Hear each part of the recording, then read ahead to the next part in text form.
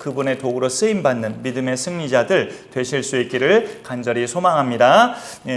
유퀴즈라는 프로를 보면은 여러 유명한 또는 유명해진 그런 게스트들이 나오는데 200회 특집을 저는 좀 기억해요. 우리 김연아 선수가 게스트로 나왔는데 그 전부터 그 김연아의 그 인터뷰를 보면 제가 늘 느끼는 게 사람들이 그녀의 어떤 표정이나 동작을 볼 때 사람들은 그 많은 의미를 부여하더라고요. 저 순간에 저 선수가 어떤 생각을 했을까? 그런 많은 의미를 부여하는데 정작 본인에게 물어보면 아무 생각 없었다고 답변하는 경우가 많았어요. 그 200회 특집의 유퀴즈에서도 많은 사람들이 이 장면을 궁금해했어요. 제일 그 김연아 선수가 선수로서 소치 올림픽에서 은메달을 땄지만 또 갈라쇼에서 이제 제일 마지막 포즈가 저 장면인데 저 장면도 그 팬들과 사람들은 많은 의미를 부여했어요. 저 순간에 얼마나 고상한 생각을 했을까? 저 순간에 얼마나 참 우리와는 차원이 다른 그런 깊은 생각을 했을까? 김연아가. 이렇게 팬들은 그렇게 짐작하기를 좋아하나 봐요. 그래서 저런 포즈를 저렇게 취하고 있으면 분명히 아주 거룩한, 특히 독실한 크리스찬들이 볼 때 기도손을 하고 있잖아요. 김연아가 하나님 앞에 마지막으로 기도하나 보다. 이렇게 오버까지 하는 그런 상상을 해볼 수 있는 거죠. 근데 그녀가 유퀴즈에 나와서 유재석 씨가 물어봤을 때 저 때의 심정이 어땠냐고 물어봤을 때 김연아의 답변이 이거였습니다. 그 다음 사진 보면 저게 김연아의 답변이었어요. 이젠 진짜 끝이다. 이제 놀면 돼. 이제 해방이다. 그 아주 고상한 우아한 아름다운 포즈를 취하고 있는 그 순간에 정작 그 선수가 머릿속에서 생각하고 있던 것은 이제 이 고생 끝이다. 이제 이 지긋지긋한 선수 생활 끝이다. 이거를 생각했다는 거죠. 이 장면을 보면서 아까도 말씀드렸지만 많은 팬들은 그녀가 굉장히 아주 우리와고는 차원이 다른 고상한 생각을 했을 것이다. 아마 많은 감회가 그 순간에 있었을 것이다 하면서 의미 부여를 했지만 정작 당사자는 전혀 그런 답변이 아니었던 것을 우리가 보게 됩니다. 김연아의 그 인터뷰를 보면서 저는 그 순간에 어떤 깨달음을 가졌냐면 우리가 하나님 말씀인 성경을 읽을 때도 그렇게 해석할 수도 있겠구나. 성경 하나님의 의도는 전혀 그런 뜻이 아닌데 나는 거치대로 읽어보면서 이런 뜻이구나 하고 이렇게 성경도 그렇게 내 해석을 할 수 있겠구나. 이런 생각을 내 식대로 해석할 수 있겠구나 하는 생각을 가져봤습니다. 하나님도 우리가 성경을 토대로 내 머릿속에서 하나님을 생각할 때도 내 식대로 하나님을 생각할 수도 있겠구나라는 판단을 해봤어요. 예를 들어서 내가 그 어떤 잘못을 해도 하나님은 날 용서하셔. 내 식대로 하나님을 생각하는 것일 수 있어요. 이게 여러분이 혹시 그게 맞지 않나요? 물어보실 수도 있는데 예수님을 모시고 사는 사람들은 모든 죄를 용서받는다는 것은 근본적으로 맞지만 예수 믿는 신앙생활은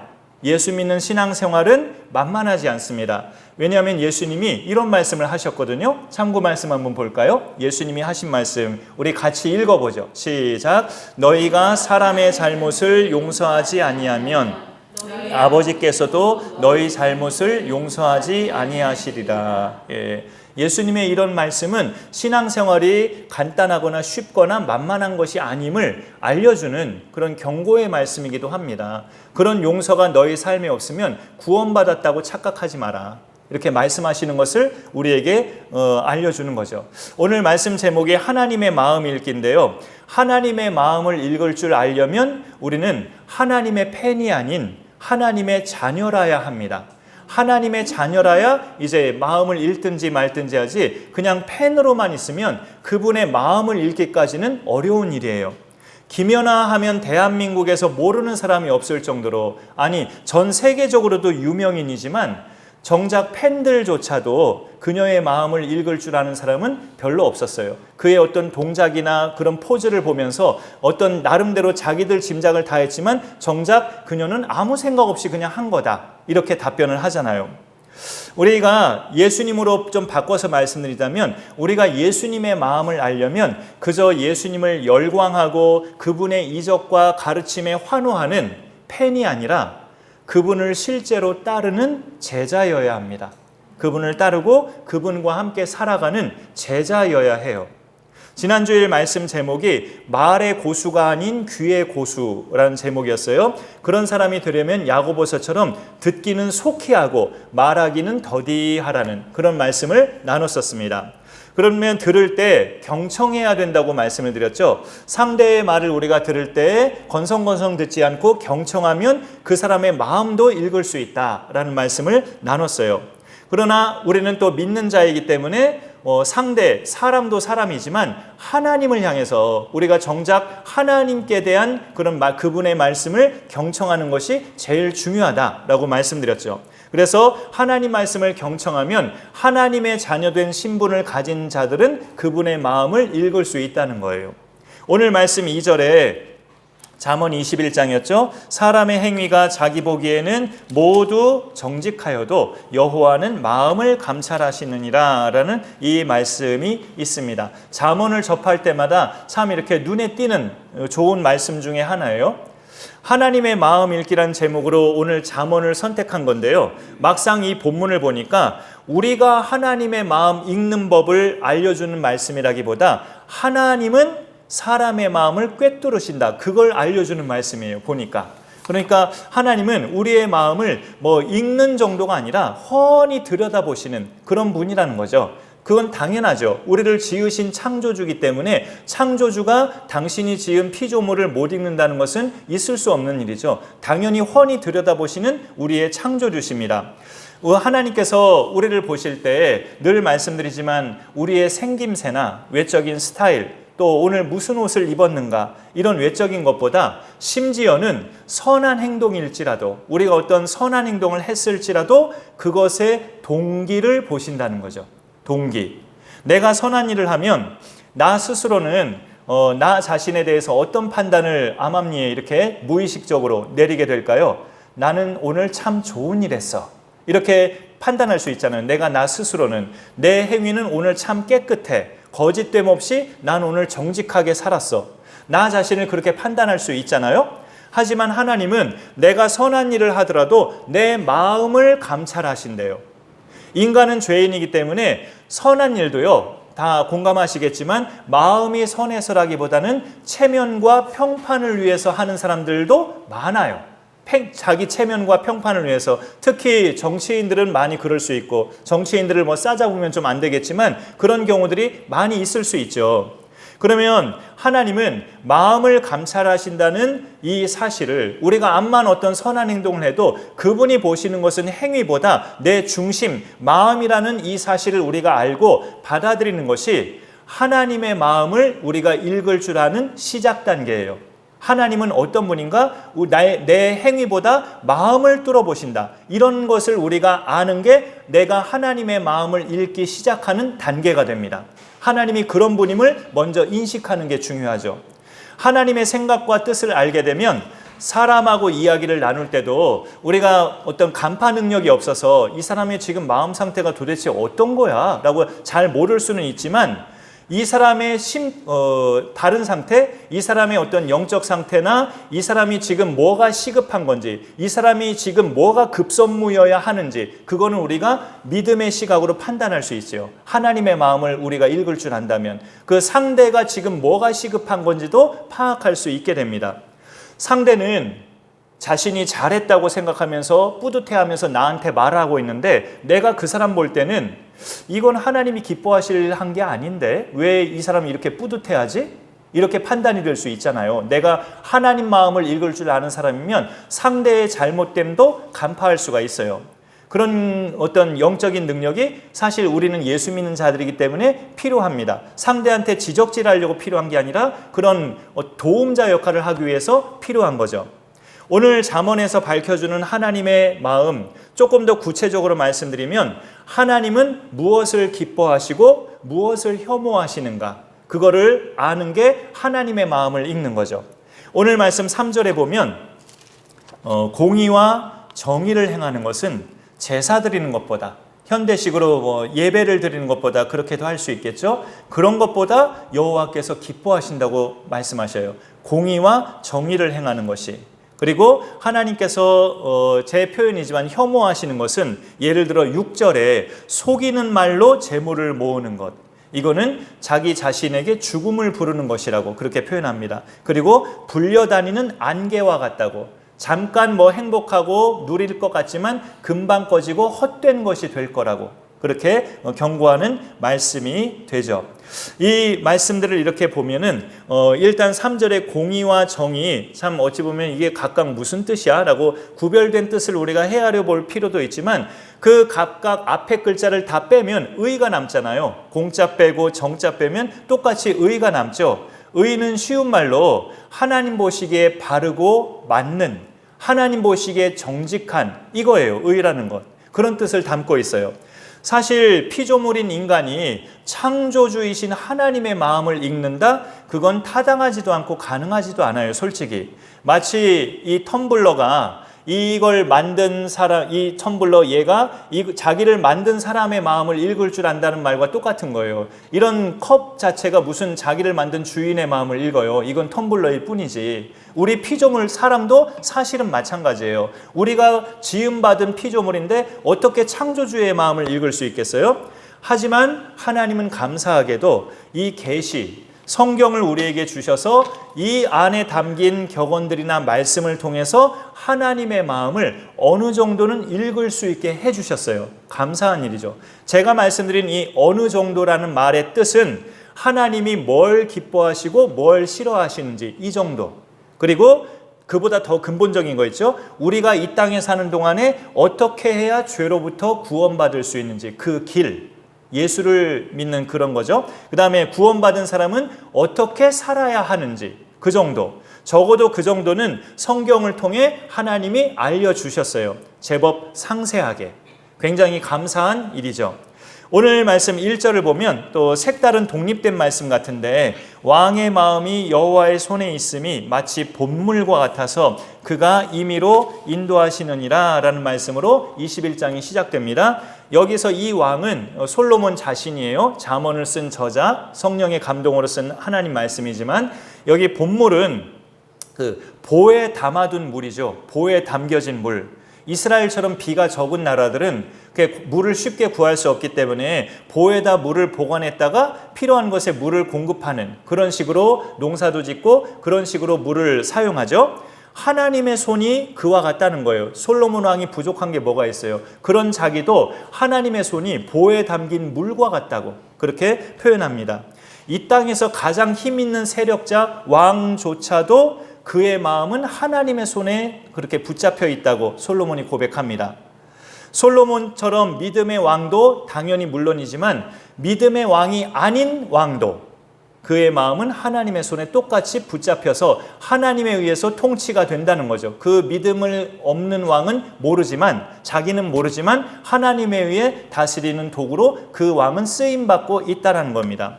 그래서 어떻다는 겁니까? 1절 끝에 보면 그가 임의로 인도하시느니라. 하나님께서 그 어떤 왕이든지 임의로 그 손으로 인도하셔서 그 나라와 해당되는 민족들을 다스리신다는 거죠. 하나님께서 배후에서 다스리셔요.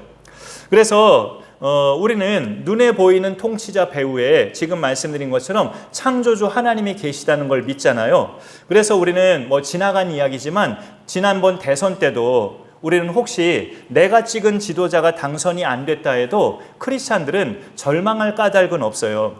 이상하게 참 믿음이 좋다는 크리스천일수록 두드러진 그 특성이 뭐냐면 반드시 이 사람이 돼야 되고 저 사람이 되면 큰일 난다. 이런 시각이 믿음 좋은 크리스찬일수록 너무 두드러지더라고요. 저 사람 됐다간 이 나라 끝장이다. 이런 생각을 하는 경우가 많은데 그거는 믿음의 발상이라고 말하긴 저는 아니라고 봐요. 믿음의 발상이라고 보기는 어려워요. 우리가 믿는 대상, 우리의 믿음의 대상은 살아계신 하나님이십니다. 그리고 이 땅의 모든 통치자들은 하나님의 손에 붙잡혀 있다고 오늘 잠언 21장 1절에서 솔로몬 그 지혜의 왕이 고백하고 있어요. 그런 것을 볼 때 진짜 통치자는 우리 믿음의 대상이신 하나님이시기 때문에 누가 되든 그것을 하나님의 뜻으로 우리가 겸허히 인정하면서 또 하나님의 뜻을 따라가는 것이 우리는 중요하죠.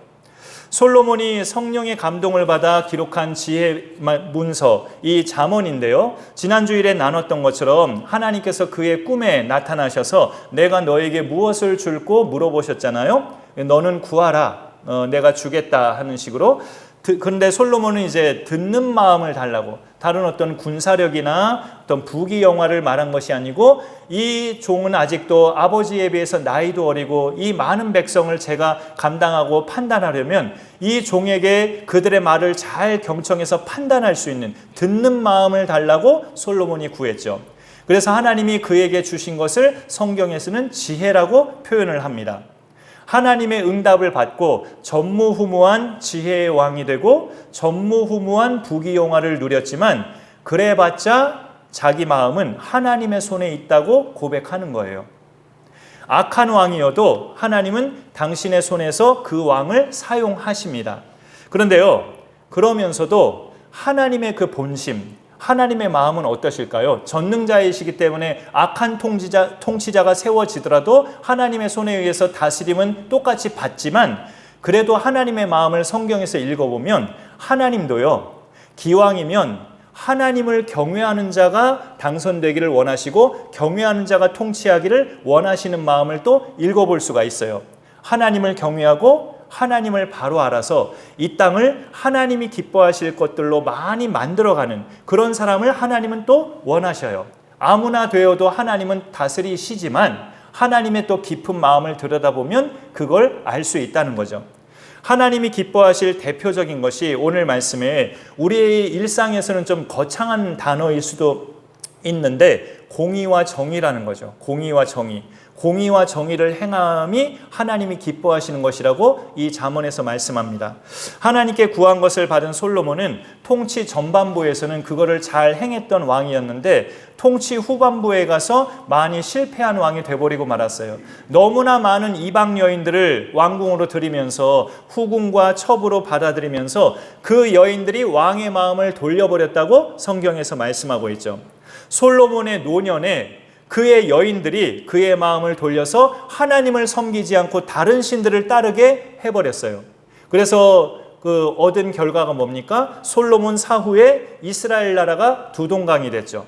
분단 국가가 돼서 유다와 베냐민 두 지파밖에 없는 그 유다 왕국족이 이 땅에 오실 메시아의 혈통을 계속 간간히 이어가는 그런 왕국이 됐습니다. 성경에 기록된 하나님의 큰 계획은 당신을 거역하고 죄인된 인간을 구원하시고자 독생자를 보내시는 거죠. 그 독생자는 우리의 죄를 직접적으로 담당하셔야 되기 때문에 우리처럼 육신을 입고 오셔야 돼요. 그래야 우리 죄를 직접적으로 벌을 받으실 수 있기 때문에. 그래서 육신으로 오셔야 되는 거면 어떤 집안의 혈통으로 와야 되거든요. 그게 육신으로 오신다는 뜻이니까. 그런데 그 혈통이 그 당시까지 유일하게 하나님의 백성이었던 혈통으로 오셔야 돼요. 그게 이스라엘이에요. 민족으로 말하자면 유대인이죠. 그 유대인의 혈통으로 그렇게 오신 건데 그러면 이스라엘 자손이 예수님 오시기까지 끊어지면 안 되는 거잖아요. 이스라엘 자손이 소멸되면 안 되는 거예요. 하나님은 그 혈통이 그 긴 세월 동안 아담 이후부터 이렇게 기원이 시작될 때까지 그 긴 세월 동안 그 혈통이 끊어지지 않게 하셔서 때가 되어 예수 그리스도를 보내십니다. 그런데 이러기까지 그 주님의 혈통에 해당하는 그 사람들, 그 믿음의 사람들을 보면 전부 제멋대로 살던 사람들일까요? 왕의 마음이 여호와의 손에 있다라는 오늘 말씀처럼 악한 왕일지라도 그 사람도 하나님의 손에 있다는 그런 우리가 어떤 해석처럼 그러면 예수님의 혈통에 있는 사람들도 제멋대로 살았지만 하나님이 그 손으로 그들을 붙잡아 주셔서 그들의 혈통으로 무사히 예수님이 오신 건가? 예수님의 혈통에 해당하는 그 계보에 속한 사람들을 보면 악한 자들도 악행을 한 자들도 기록이 돼 있긴 해요. 므낫세 같은 사람 또 몇몇 사람들이 사이사이에 나오기는 하지만 그러나 믿음으로 살고 있던 사람들이 많이 있죠. 사실은 예수님의 계보에는 그가 하나님께서 아담 때부터 약속하신 메시아를 대망하고 기다리면서 그 믿음으로 살았던 많은 믿음의 선진들도 있었어요. 하나님은 그들을 보시고 예수 그리스도의 그 혈통이 끊어지지 않게 하셨습니다. 그러면 우리는 이렇게 알 수 있어요. 우리를 구원하시고자 이 땅에 예수님을 보내주시기까지 하나님은 그 약속을 믿고 소망하면서 살던 사람들을 많이 보셨구나. 우리가 이 사실을 아는 것 자체가 하나님 마음 읽기에 중요한 요소가 됩니다. 왜냐하면 택함 받았으면 내가 어떻게 살든 나는 구원받는 백성이 되겠구나, 이렇게 단순하고 쉽게 생각하지 않게 되니까요.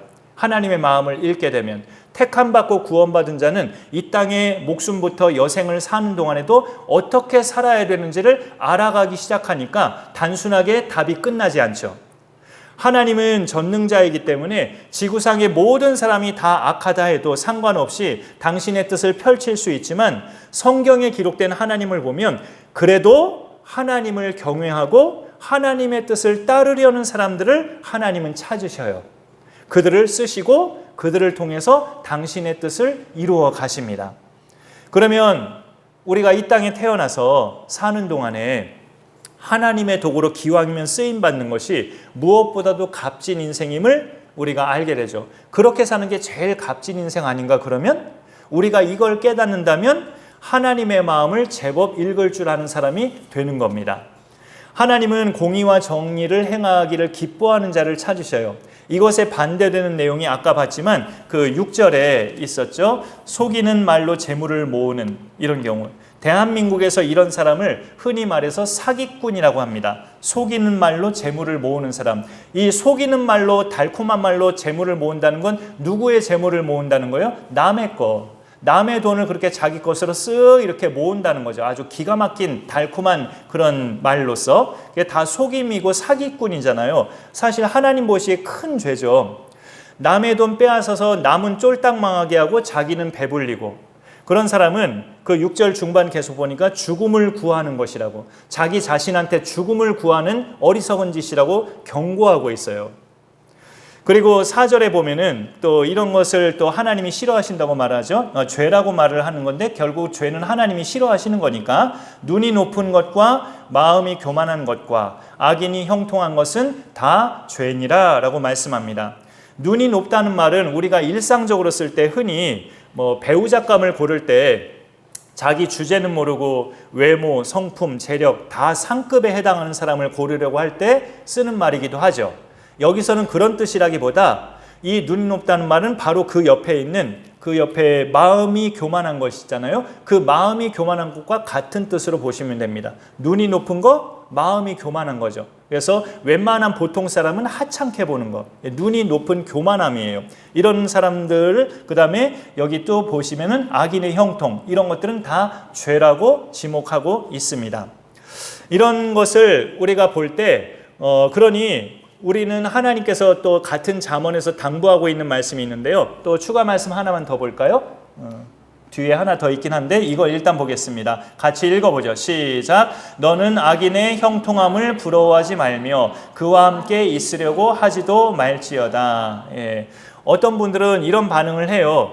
악인의 형통은 안 부러워요. 안 부러운데 하나님이 왜 악인을 내버려 두시는지는 모르겠네요. 이렇게 말을 해요. 많은 크리스찬들도. 악인의 형통 부럽지 않아요? 제가 부러워해요? 악인의 형통은 안 부러운데 왜 그들을 하나님은 내버려 두시는 거죠? 이렇게 모르겠다고. 이 잠언 앞에 시편이 있잖아요. 그 시편에도 아삽이란 사람이 그것 때문에 자기는 실족할 뻔했다, 미끄러질 뻔했다고 그렇게 표현을 해요. 73편에서 나는 넘어질 뻔하였고 내 걸음이 미끄러질 뻔하였다고. 왜요? 악인의 형통함을 보고. 사람들이 당하는 고난이나 시련, 재앙들이 그들에게는 없어 보이는 거예요. 아삽이 볼 때. 악인들은 재앙도 안 당하고 고난도 안 당해요. 가뜩이나 악인들이 그러니까 더더욱 교만해지고 강포가 심해진다는 거죠. 잘 나가니까. 하지만 아삽은 그 73편 후반에서 이런 전환된 고백을 합니다. 내가 하나님의 성소에 들어갈 때에 비로소 깨달았다. 그들의 종말이 미끄러지듯 한순간에 파멸된다는 것을 깨달았다고, 하나님의 성소에 들어가서 그 사실을 깨달았다고 고백을 해요. 악인들의 그런 형통함은 결코 오래가지 않는다는 거죠. 그냥 한순간이라는 거죠.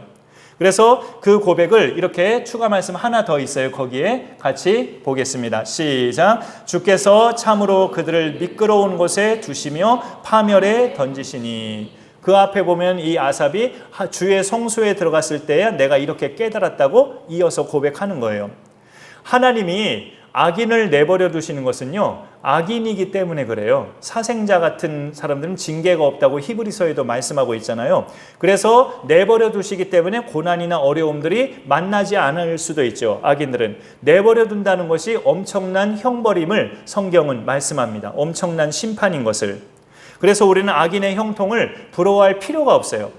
악인의 형통을 부러워하면 10중 8구 악인의 길을 따르게 됩니다. 악인의 길을 따르게 되죠. 속이는 말로 남의 재물을 빼앗는 것, 달콤해 보이죠. 하지만 7절에 보니까 악인의 강포는 자기를 소멸시킨다고, 결국 멸망이라고 성경은 경고하고 있습니다.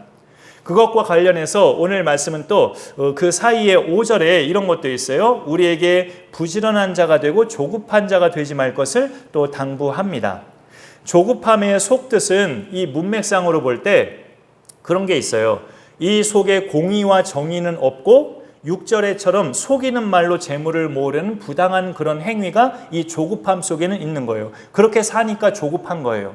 그런데 하나님께서 정하신 공의와 정의대로 행하고 정당하게 모든 일을 행하고 또 돈을 벌고 성실함으로 살아가는 사람은 조급한 사람이 아니라 부지런한 사람이죠. 하나님은 이런 자의 경영을 풍부하게 하신다고 말씀합니다. 기도의 응답으로 솔로몬은 하나님의 지혜를 선물로 받았는데 그가 쓴 잠언을 우리가 읽고 묵상하다 보면 하나님의 마음 읽기를 해낼 수 있어요. 이 잠언이 보통 격언이 아니기 때문에 하나님이 뭘 기뻐하시고 뭘 혐오하시는지.